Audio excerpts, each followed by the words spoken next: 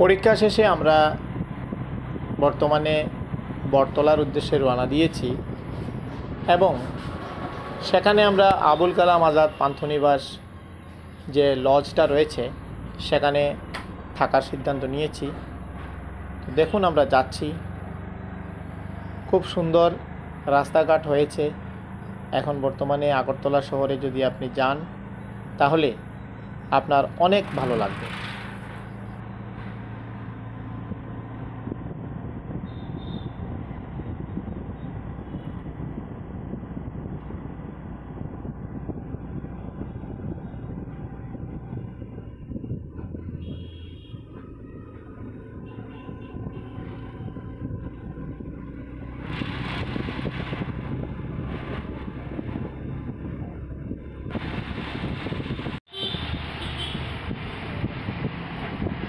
সন্ধ্যার পরবর্তী সময়ে আপনি যদি কোথাও যান অটো করে অথবা বাইকে চড়ে, অনেক ভালো লাগে।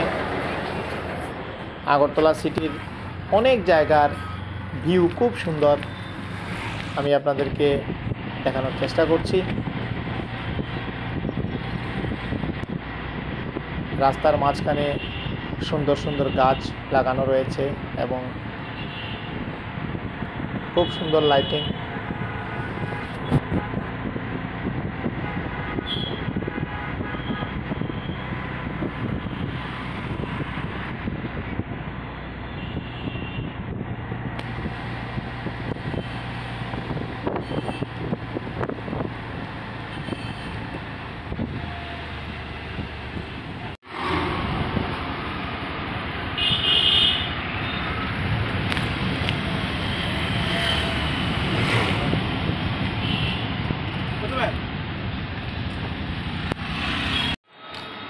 তো বন্ধুরা, এক্সামের পরে রাত্রে আমাদেরকে আগরতলাতে স্টে করতে হচ্ছে, তাই আমরা এখন বর্তমানে আবুল কালাম আজাদ পান্থনিবাসে যাওয়ার উদ্দেশ্যে হাঁটছি।